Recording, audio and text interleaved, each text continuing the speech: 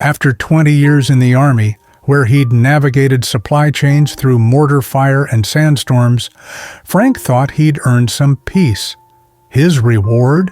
A quarter-acre lot in Meadow Creek, trimmed lawn at exactly 2.5 inches, VA checks that barely covered the basics, and an HOA run like a petty dictatorship. The latest offense? His mailbox was faded. Brenda Vance, Meadow Creek's pearl-wearing president, slapped him with a warning and a deadline. The cost to repaint, $89. The real cost, his dignity. Frank had survived snipers and sand, but he hadn't expected the real battle to be over rose bushes and recycled bylaws. He could have ignored it, until the threat of foreclosure landed in his mailbox like a mortar shell. 60 days late on a $150 payment because of a VA delay, and suddenly his home, his sanctuary, was up for grabs. Now the quiet soldier is gearing up for one more mission, and this time the enemy wears pearls. His hands, thick and calloused from a life of hard work, were surprisingly gentle as he tended to a struggling tomato plant.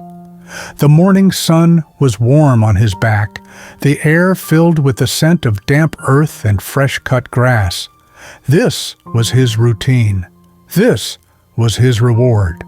The first letter from the Meadow Creek Homeowners Association had been an annoyance, a bureaucratic gnat buzzing at the edge of his peaceful world. Friendly reminder, your HOA dues of $150 are now 30 days past due. Frank had sighed, setting it on his kitchen counter. The check from the VA was late. Again, a paperwork snag, they'd said over the phone. A misplaced form, a new system, a backlog. The reasons were always different, but the result was the same. A delay in the disability benefits that formed the bedrock of his modest budget. He'd fired off a polite, concise email, just as he'd been trained to do, to Meadow Creek HOA Board, from Frank Miller, 112 Patriot Lane. Subject, dues payment. Board members, this email is to confirm receipt of your recent notice. Please be advised that due to a processing delay with the Department of Veterans Affairs, my payment is temporarily postponed. I anticipate resolving the matter shortly and will remit the full amount as soon as the funds are deposited. Thank you for your understanding. Respectfully, Frank Miller. He expected that would be the end of it. A simple statement of fact, a promise of payment. In his world, your word was your bond. The second letter, which arrived 2 weeks later, was different. The words, friendly reminder, were gone, replaced by the stark, red-stamped heading, second notice, delinquent account. The tone was colder, the language laced with threats. A late fee of $50 had been added. The letter mentioned Bylaw 7, Section 2, regarding penalties for non-payment. It felt less like a notice and more like an accusation. The gnat had grown teeth. Still, Frank held to his principles. He wouldn't, couldn't pay what he didn't have. He trusted the system, both the VAs and the HOAs, to have a measure of reason. He simply had to wait. The flashpoint came on a Tuesday evening at the monthly community meeting held in the clubhouse. Frank rarely attended. He found the politics of lawn ornaments and approved paint colors tedious. But he'd received a certified letter demanding his presence, and Frank Miller never ignored a direct summons. The clubhouse was a sterile beige room that smelled faintly of air freshener and simmering resentment. At the front sat the HOA board, a panel of self-important residents. In the center, like a queen on a low-rent throne, was Brenda Vance. She was a woman in her 60s with a helmet of perfectly coiffed blonde hair, a string of pearls, and a smile that never quite reached her cold, calculating eyes. She ran Meadow Creek with an iron fist, wrapped in a velvet glove. "And finally," Brenda said, her voice dripping with false sympathy as she shuffled some papers, "we have a rather unpleasant matter to discuss, an issue of community responsibility." Frank felt a prickle of unease. He watched as Brenda looked directly at him. Frank Miller of 112 Patriot Lane. His name echoed in a silent room. Heads turned. Neighbors he'd shared a polite wave with for years stared, their faces a mixture of curiosity and judgment. "Mr. Miller is now 60 days delinquent on his dues," Brenda announced, her voice rising for dramatic effect. "Despite 2 notices, he has failed to meet his financial obligation to the community that we all work so hard to maintain." Frank's face burned. This wasn't a meeting, it was a public shaming. He felt the rigid discipline he'd cultivated over a lifetime struggle against the urge to stand up, to shout, to defend himself. But what could he say? That the government he'd served was slow to pay its debts? It felt like an excuse, a weakness. "This board takes our fiduciary duty very seriously," Brenda continued, her eyes sweeping across the room, making everyone an accomplice.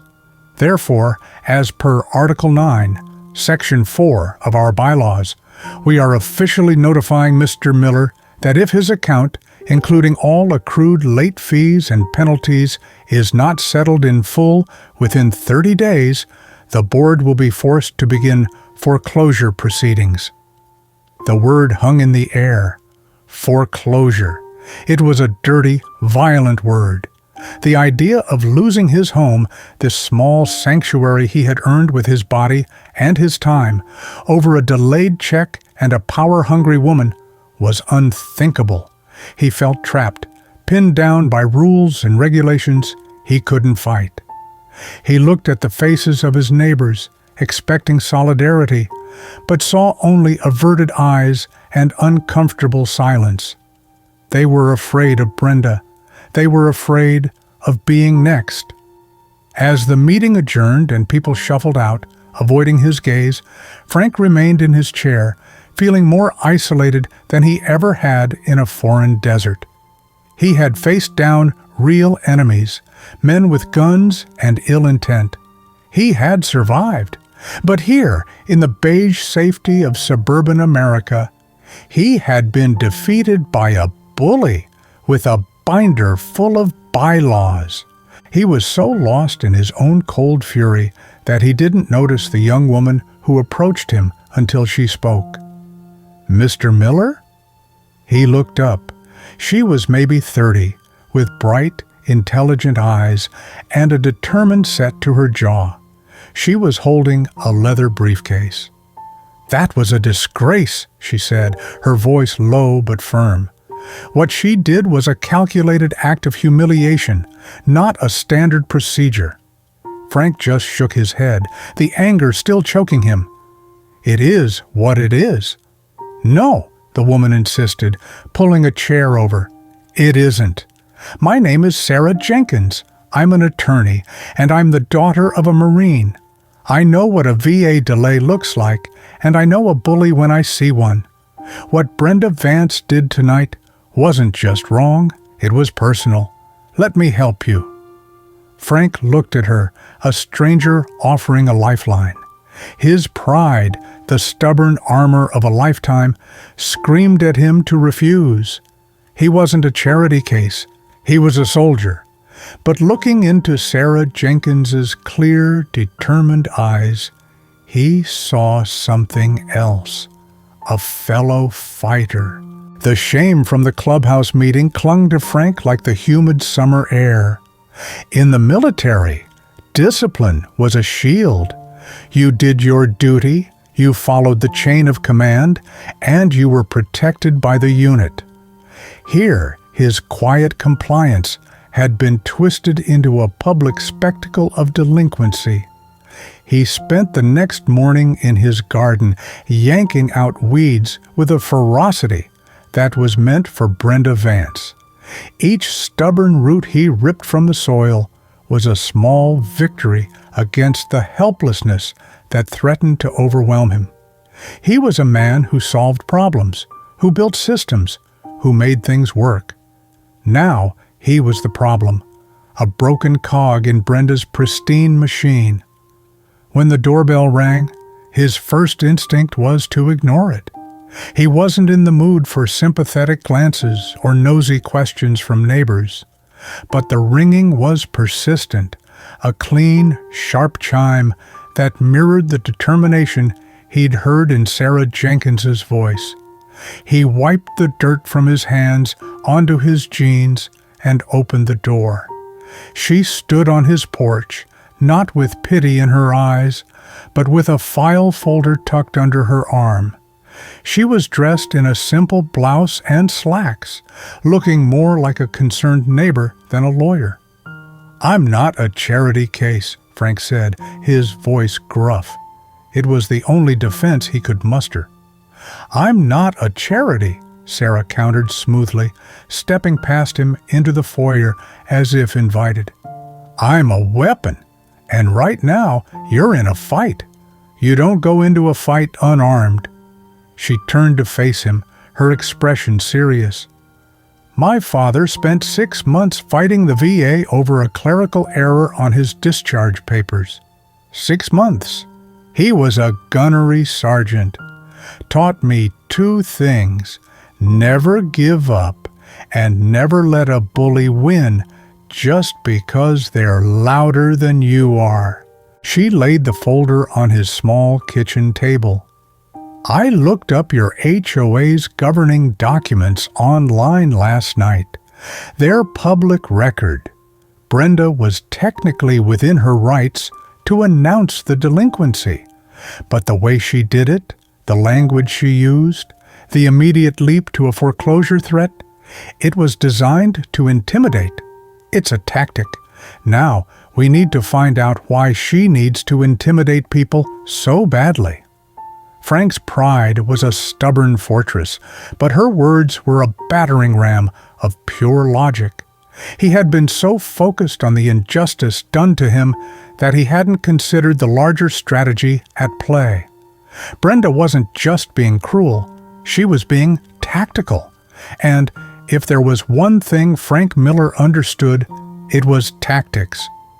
"What do you have in mind?" he asked, the gruffness in his voice softening into curiosity. A slow smile spread across Sarah's face. "First, we fight procedure with procedure. As a homeowner, you have the legal right to inspect the association's financial records. All of them, not just the glossy annual summary she hands out.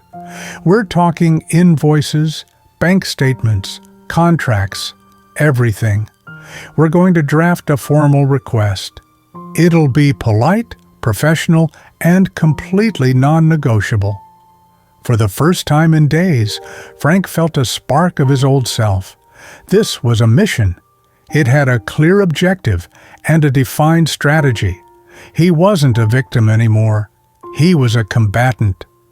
They spent the next hour at his table, Sarah drafting the letter on her laptop, while Frank provided the precise, military-style language he favored.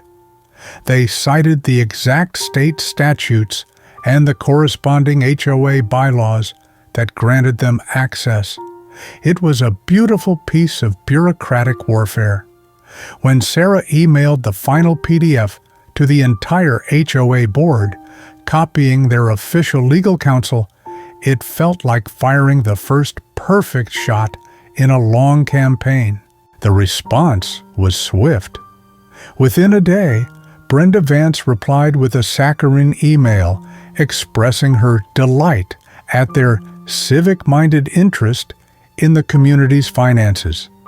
She informed them the records would be available for their review at the clubhouse in 1 week's time. When they arrived, they weren't led to a neatly organized filing cabinet.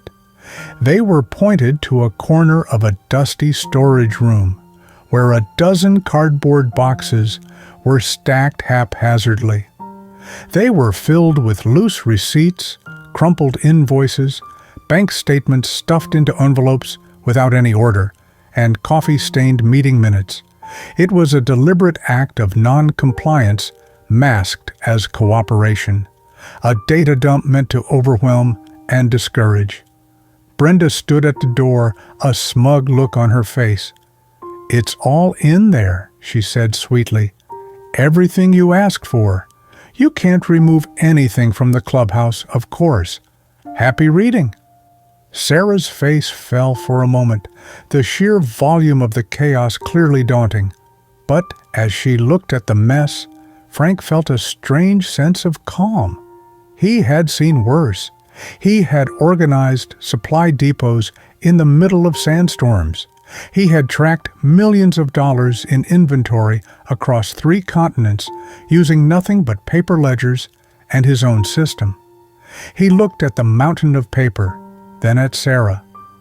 "She thinks this is chaos," he said, a ghost of a smile on his lips. "To her, it's a deterrent. To a logistician, it's just a poorly organized warehouse." He pulled a box from the top of the stack and set it on the floor. "Let's get to work." The clubhouse storage room became their command center. For 3 days, Frank and Sarah descended into the paper jungle. Sarah, with her legal mind, focused on contracts and meeting minutes, looking for procedural errors and questionable votes. Frank, however, was in his element. He approached the boxes of receipts and statements not as an obstacle, but as a puzzle. He began by establishing a system. "First, we sort," he declared, his voice taking on the authority of a non-commissioned officer briefing his troops. "By year, then by month, then by vendor. We create a new order from her chaos." They worked for hours, fueled by lukewarm coffee from a thermos and a shared sense of purpose. The air grew thick with the smell of old paper and dust. As they sorted, Frank began to build a massive spreadsheet on his old, reliable laptop. He logged every expense, every check number, every invoice. It was tedious, painstaking work, but to Frank, it was like mapping enemy territory. You had to know the terrain before you could plan the attack. Brenda's retaliation was petty and swift. Frank came home from the clubhouse one afternoon to find a bright orange sticker slapped on his front door. "Violation notice," it screamed in bold type. "Offense: lawn height exceeds regulation by approximately 1/4 inch in multiple areas. Bylaw 11, Section 3. Fine, $75. The next day, another one appeared on his trash receptacle. "Offense: receptacle visible from street for 17 minutes past the 8 p.m. deadline. Bylaw 14, Section 1. Fine, $50. It was a war of 1,000 paper cuts designed to bleed him dry and break his spirit. Each new fine was another shovelful of dirt on the debt that was already burying him. He felt the anger and frustration rising, a hot tide in his chest. But when he looked at the growing spreadsheet on his computer, the anger cooled into a hard, sharp resolve. She was panicking. These weren't the actions of a confident leader.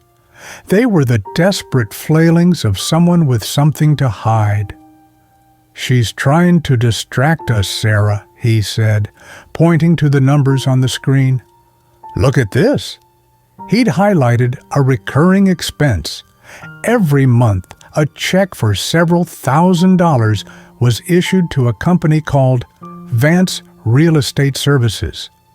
The invoices were vague, listing only grounds maintenance and community beautification. "The landscaping company is Green Thumb Lawns," Sarah noted, tapping another file. "We have their contract right here. So, What is this?" "The cost for Green Thumb has been flat for 3 years," Frank said, his finger tracing a line on the spreadsheet. "But the payments to Vance Real Estate Services have increased by 30% in the last 12 months. What are they beautifying? And why does the name sound so familiar?" "Vance." The name stared at them from the screen. It was too much of a coincidence. "We need more information," Sarah said, "and I think I know who might have it."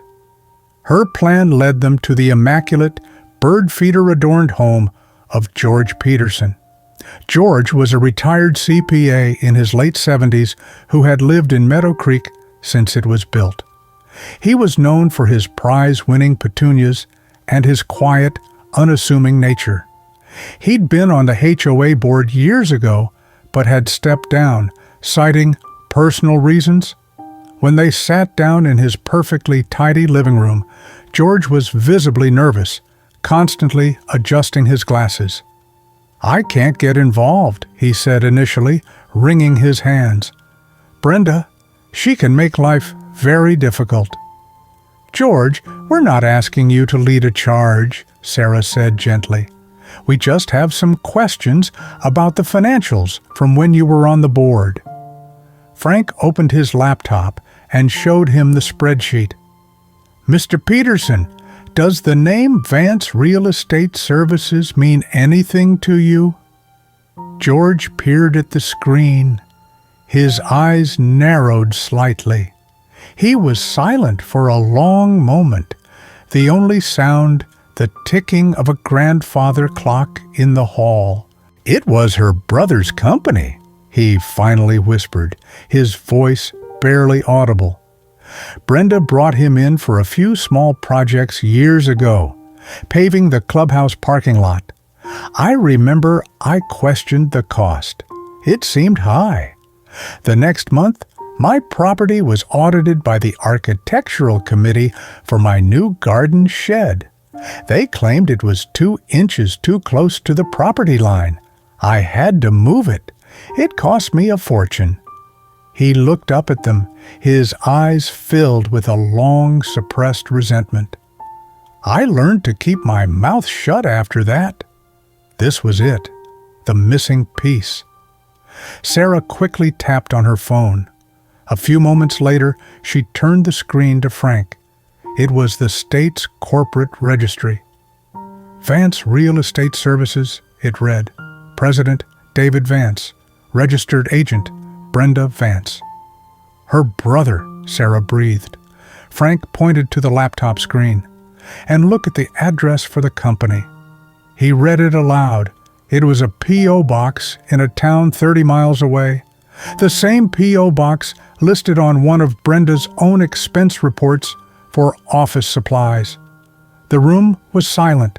They had found it. The smoke, the gun, the motive, the bogus fines, the public shaming. It was all a smokescreen, a way to generate revenue to cover the money she was funneling to herself and her family. Frank felt a cold, clean wave of certainty wash over him. The puzzle was solved. The map was complete. Now it was time to plan the battle. The discovery of the Shell Corporation changed the atmosphere in Frank's small house from one of defensive anxiety to one of focused, offensive purpose. The mission had a new clarity. It wasn't just about saving Frank's home anymore.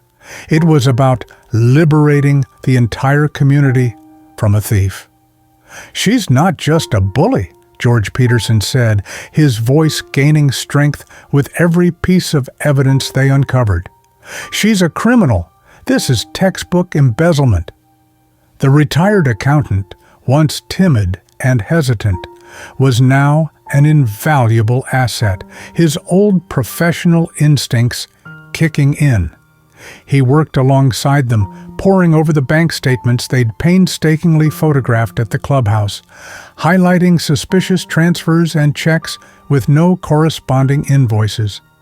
Sarah took the lead on the legal front. "We need more than just circumstantial evidence. We need an airtight case. She spent 2 days making phone calls and filing public records requests. She obtained the original incorporation documents for Vance Real Estate Services, proving it was founded just 2 months after Brenda became HOA president. She pulled property records and found that David Vance, the brother, had purchased a lavish boat shortly after the parking lot paving project. The pieces were locking together perfectly. Meanwhile, Frank took on a different kind of reconnaissance. He started talking to his neighbors, not about the case, but just talking. He'd stop to admire a garden, ask about a new car, or share a cutting from his prized rose bushes. He learned that the elderly Mrs. Gable on the corner had been fined $200 for having a non-approved welcome mat. Young Mr. and Mrs. Chen, a new family, had been forced to repaint their front door 3 times to satisfy Brenda's ever-changing interpretation of eggshell white. Each story was a small injustice on its own, but together they formed a mosaic of petty tyranny. Frank realized Brenda's power wasn't just in the bylaws, it was in the isolation she fostered. By targeting residents one by one, she made each feel like they were the sole problem, preventing them from realizing they were all victims of the same abusive system. Frank wasn't just gathering information, he was quietly building a coalition, re-establishing the lines of communication that Brenda had severed. Their case was becoming a formidable dossier of financial malfeasance, backed by a growing undercurrent of community discontent. They had bank statements, corporate filings, and a growing list of witness testimonies to Brenda's capricious enforcement of the rules.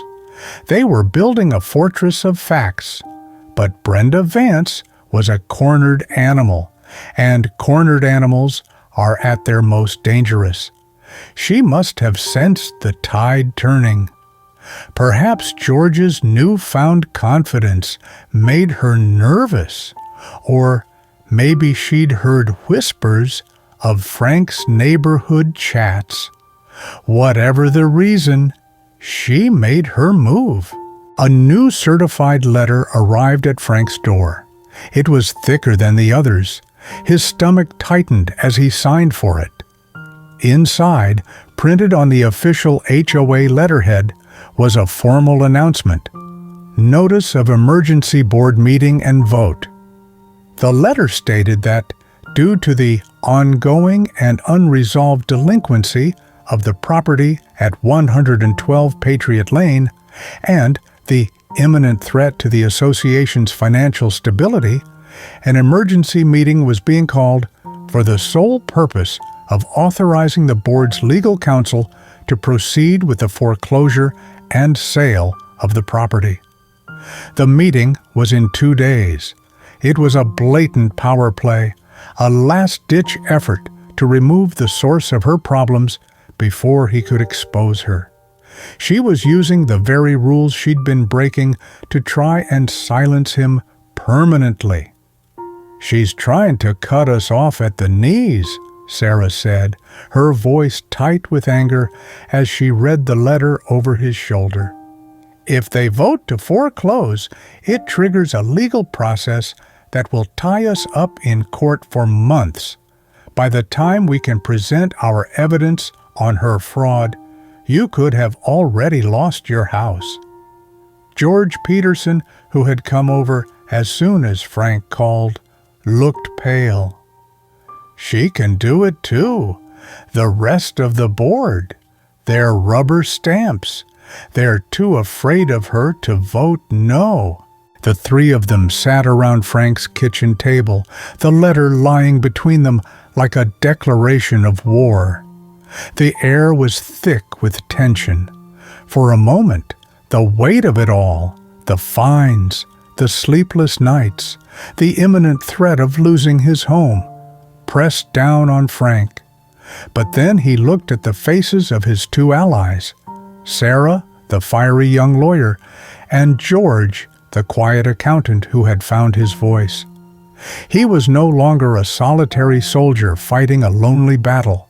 He was part of a unit. He stood up and walked to the small desk in his living room, retrieving a thick binder. It was filled with printouts of his spreadsheets, copies of Sarah's legal findings, and George's annotated bank statements. Everything was tabbed, cross-referenced, and organized with military precision. He placed the binder on the table with a solid, definitive thud. "She wants an emergency meeting," Frank said, his voice steady and calm. "Fine, we'll give her one. She thinks this meeting is about taking my house. She's wrong." He looked at Sarah, then at George. "This meeting is about taking her down." The clubhouse was packed. Every seat was filled, with residents standing along the back and side walls. The air was electric, with a mixture of morbid curiosity, anxiety, and the simmering resentment Frank had been uncovering for weeks. This wasn't just another boring HOA meeting. This was a public execution, and everyone wanted a front row seat. Frank, Sarah, and George took seats in the front row, their faces calm and resolute. On the floor beside Sarah sat a heavy briefcase containing their meticulously prepared dossier. Brenda Vance sat at the head table, flanked by her timid board members. She looked confident, powerful, and in complete control. She banged the gavel, a sharp crack that silenced the room. "This emergency meeting is now in session," she announced, her voice resonating with authority. "We are here for one reason and one reason only, to address the severe delinquency of the property at 112 Patriot Lane." She launched into a prepared speech, her tone a masterclass in manipulation. She painted Frank as a stubborn freeloader, a man who refused to contribute his fair share, jeopardizing the community's pristine finances.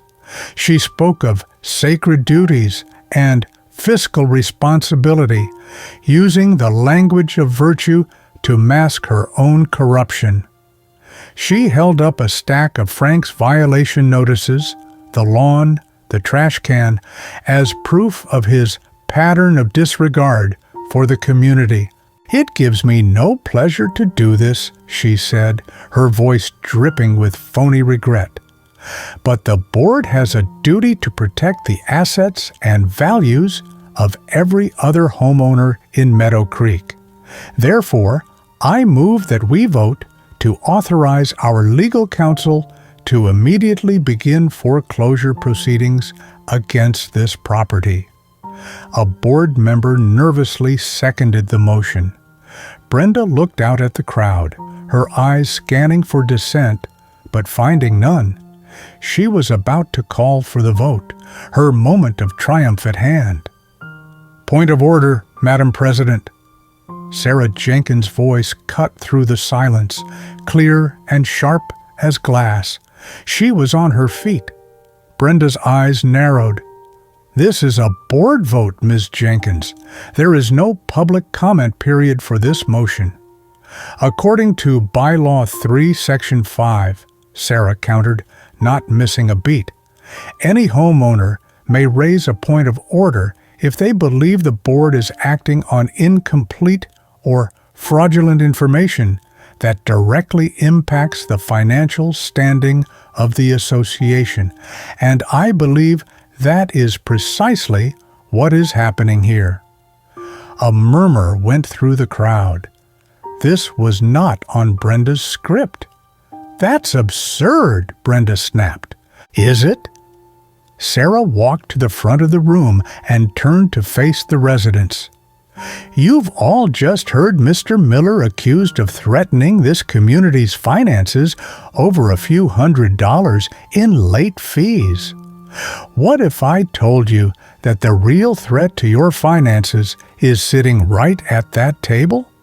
She opened the briefcase and pulled out a thick binder, handing a copy to each board member. What if I told you that for the past 3 years, our HOA president has been using a shell corporation owned by her brother to embezzle tens of thousands of dollars from our community funds? Gasps rippled through the room. Brenda's face went white. Sarah didn't stop. She was a torrent of facts and figures. With the help of a small projector they had brought, she displayed bank statements showing checks made out to Vance Real Estate Services. She showed the corporate registration with Brenda's name on it. She showed the inflated invoices for community beautification that corresponded with lavish personal purchases made by the Vance family. Then Frank stood up. He wasn't loud or angry. He spoke with the quiet, unshakable authority of a man who deals in facts. He explained the spreadsheet, showed the pattern of escalating fines used to cover the budget shortfalls caused by the embezzlement. "She wasn't fining me for my grass," Frank said, his voice steady. "She was fining Mrs. Gable for her welcome mat and the Chens for their door color because she needed to replace the money she was stealing from all of us." The final blow came from George Peterson. He stood, his hands no longer shaking. "As a retired CPA and your former treasurer," he said, his voice ringing with newfound courage, "I have reviewed this evidence. It is undeniable. It is fraud." The room erupted. The silence and fear were gone, replaced by a wave of righteous anger. Neighbors were on their feet, shouting questions at Brenda, who sat frozen, exposed, and utterly defeated. The motion to foreclose on Frank's house was forgotten. A new motion was made from the floor, a vote of no confidence in the entire board, and a demand for their immediate resignation. It passed with a unanimous roar of approval. In the aftermath, justice moved swiftly. The district attorney's office, presented with Sarah's airtight case, launched a full investigation. Brenda and her brother were arrested, their faces a stark contrast on the local news to the quiet dignity of Frank Miller's. The community, freed from its tyrant, began to heal. A new interim board was formed with George Peterson as treasurer and Frank as a respected advisor. Their first act was to void every fine Brenda had ever issued and to conduct a full transparent audit. Brenda Vance didn't just resign, she was escorted from the clubhouse in handcuffs, the same binder of evidence Frank and Sarah had built sitting on the officer's dashboard. Fraud, embezzlement, abuse of power, each charge as precise and unflinching as a well-aimed shot. Frank didn't cheer. He simply stood outside 112 Patriot Lane, watching as justice, long delayed but finally served, rolled away in a squad car. In the weeks that followed, the community came alive in ways Frank hadn't seen before. Neighbors once cowed by petty rules began waving again. Porch lights glowed longer into the night. The silence that had settled like dust over Meadow Creek was gone. And one Saturday morning, as the new HOA board hosted a community breakfast, Frank arrived to find a wooden plaque mounted in front of the clubhouse garden. It read, "To Sergeant Frank Miller, for standing guard when no one else would." A young boy ran past and saluted him, grinning. Mrs. Gable handed him a cinnamon roll wrapped in foil. Somewhere, someone had turned on an old Glenn Miller record. Frank stood still, the sun warm on his shoulders. This wasn't war. It wasn't victory in the traditional sense. It was something better. It was peace earned at home.